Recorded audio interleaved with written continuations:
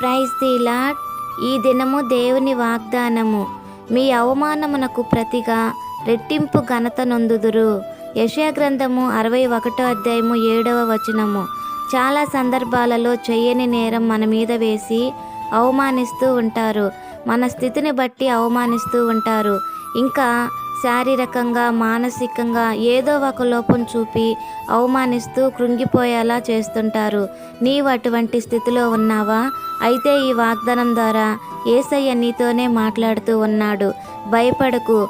నీవు పొందిన అవమానమునకు ప్రతిగా రెట్టింపు ఘనతనిచ్చి ఉన్నతి స్థితికి చేరేలా యెహోవా నీ కొరకు మార్గమును సరళము చేసి విజయాన్నిస్తాడు. కన్నీటితో కుమిలిపోతున్న నీతోనే యేసయ్య మాట్లాడుతున్నాడు.